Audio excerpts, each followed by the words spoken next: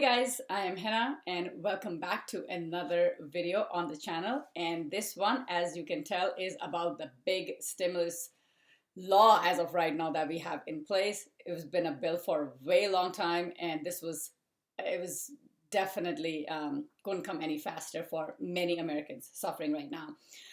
As you may have read at more than few places, it was a huge bill, just under 5,600 pages.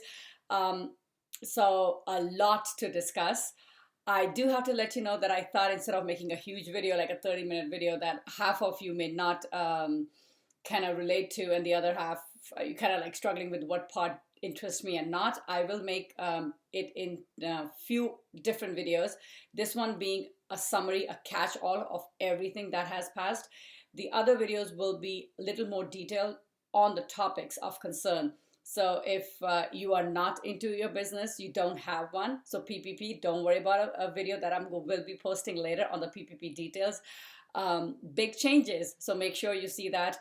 I will make a detailed video on the stimulus, the credit that we are getting. So read that or listen to that if that is something of your interest. But this one, I'm just going to go over everything we have. And again, if you haven't subscribed, but that's the information you would love, please go ahead and do that. Do share the video. I would love for us to be on this journey together. And if you have any comments or questions, feel free to put them in the comment section below, and I will get back to all of them, my promise to you. With that, so the 5,600 pages, almost 5,600 pages of this bill, it did have a normal funding bill attached to it, so it became much larger than otherwise. But even without that, it was still, there was a lot in this bill to go over. As you most have already realized, we are getting a stimulus of $600 per adult and $600 for dependent under the age of 17. Again, if you have seniors or parents as dependents, or if you have kids over the age of 17, college-going kids mainly, if they are dependent on your return, they do not get the stimulus. They are a miss again. So the income thresholds are pretty much where they were as of under the CARES Act. So 75,000 for single, 150 for married filing joint. So at the end of the day, a family of 4, married filing joint, all eligible, we are looking at about $2,400 that you should be expecting to come in your stimulus package or your stimulus check. Timeline, Treasury Secretary Stephen Mnuchin did say beginning of next week it should start rolling. IRS actually did confirm that they would be running the direct deposits next week as well. I guess since it's the second round, they've already done it once, they know how the drill works. So hopefully a lot of you should be expecting your money, at least the ones with direct deposit, before the end of the year. So that's definitely a good news. Another big one is ITN. People with ITN won't get the stimulus, but the families, the one who qualify under regular Social Securities, they will. So if a spouse is ITN, that spouse is excluded, but the one which has a Social Security will get their $600. And if they have dependents on the return with a legitimate Social Security and not ITN, they will get it as well. So that's the big one on stimulus. President-elect Biden did say earlier this Sunday that this action in the lame duck session is just the beginning. Our work is far from over. We are all expecting there'll be a lot more stimulus coming in once President-elect becomes the president come January 20th. But as of right now, basically what we're looking at is $325 billion in business relief. There's $10 billion in childcare grant. There's $25 billion in the renters assistance, $45 billion towards transportation, $82 billion for school, $69 billion for vaccine and healthcare funding with CDC and everything. It's like a mix of everything. $13 billion for expansion of food stamps program, $15 billion for live venues or cultural institutions. So a lot of those small theaters or live venues who definitely were a miss earlier do get a good boost as well. So those are the bigger ones that bigger numbers that kind of went into this whole $900 some billion bill for that. Nancy Pelosi and Chuck Schumer did say they call the plan a package that delivers urgently needed funds to save lives and livelihood of American people as the virus accelerates. So that being said, I'm not sure if 600 is supposed to help anyone, but I guess something is better than nothing, considering that there would be some more stimulus coming, or at least a lot more for the needed once President-elect Biden takes over, and there's hopefully a new bill that gets introduced for further help for the Americans, at least the ones that are suffering. With that being said, there is also a PPP, the big news on PPP, the deductibility. That was a big headache for a lot of small businesses because it was generating income that would have blindsided almost, I mean, a lot more than people were expecting. At least in my profession, some of my clients were not happy because they would be expecting a tax bill just because of the way the PPP deductibility was otherwise not there. So there is a big change there. I will make a separate video on that, so keep an eye for that. Again, there's going to be a PPP part 2, so all of that will be covered in that video. But for the businesses who didn't get enough or they still need help, there's definitely help coming for sure. Let's see, what else do I have to figure out on this one? We have, let's see, I'm just going through my notes. I don't want to miss anything on this one, and but don't want to repeat it either. Unemployment, oh my God, yes, definitely. We've got $300 of unemployment added from the Fed. 11 weeks.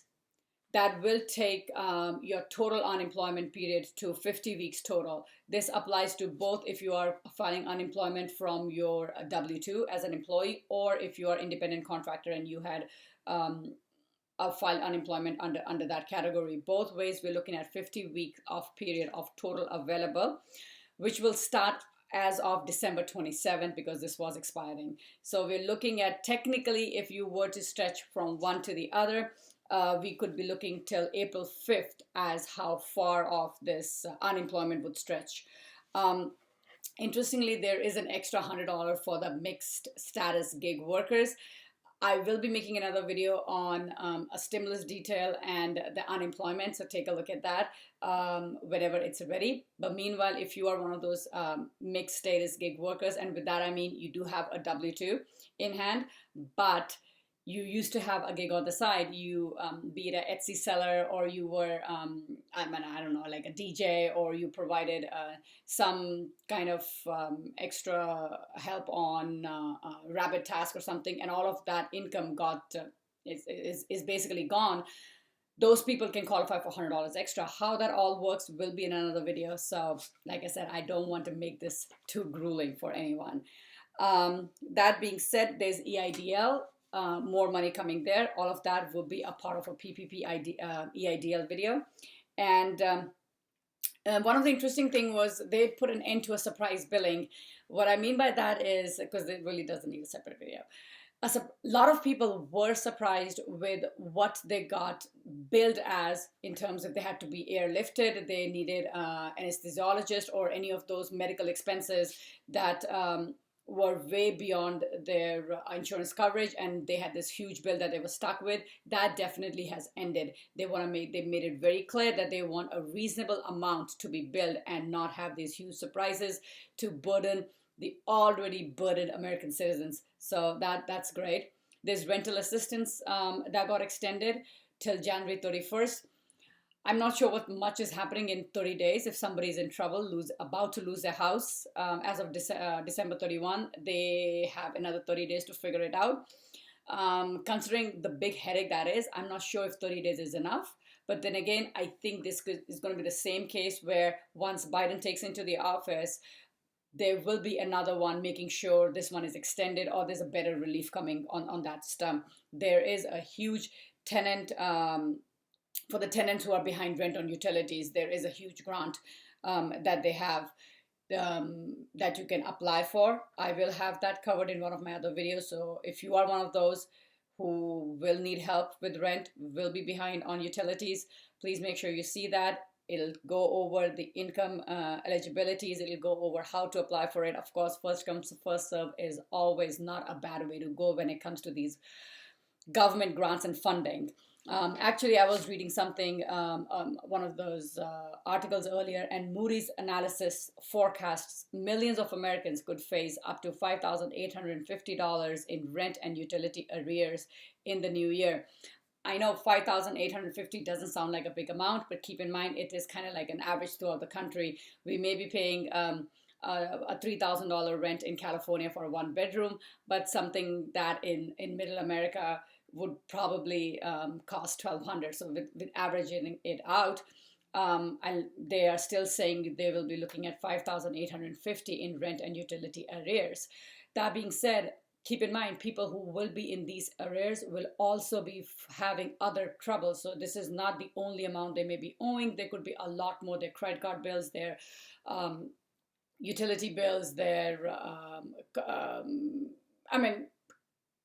basically a lot of bills all over around. So definitely this rental assistance will help a lot of people. Then there is the employee retention credit. It is something similar to what was there before. I will have a detail on this one separate. I don't want to bore with someone who has no interest in employee retention or doesn't qualify for one. The paid sick family leave is also has been extended. It's very similar to the Family First program, where you do get to take time off, and your employer technically cannot refuse if you were you had to leave your job or take time off because you had COVID symptoms or were diagnosed with one, or even for the matter that you could not work because you had to take care of your kids, who at this point I'm thinking throughout the US, most of them are doing online. So you cannot go to your work. So that definitely was extended. There is Pell Grant expansion, which is awesome for some of those young adults who could be doing some small jobs, which they don't have right now, and they do depend upon Pell Grants for their education. According to the expansion, they will have about 500,000 new recipients, and they expect about 1.5 million more of the students to get the maximum benefit under the Pell Grant availability. So I guess that's great. On a business, a quick note: if you are one of those business people and have meals that are usually deductible, this bill does allow you to have it at 100% deductibility for the next 2 years. So after December 2020 up to December 2023. So that's a huge benefit. And if you are basically a 1040 with the itemized deduction, the medical expenses that can be deducted if you are itemizing has gone back to the 7.5 of the AGI instead of the 10%, which was there earlier. With that, I think this kind of covers the larger picture of this 900 billion that got just passed. If you have any questions or concerns, please do comment in the section below. I will reply. If this is something you would like to keep getting, or you like the way this information comes across to you, please do subscribe or share for anyone else who you think will can benefit from this. And if you have seen my videos earlier, I do like to end all of them on a positive note. And the one when I say a note, I really mean a quote. The quote I picked today is by Napoleon Hill, and it goes like this: if you cannot do great things, do small things in a great way. You guys have a great day, and I will see you in the next video. Take care.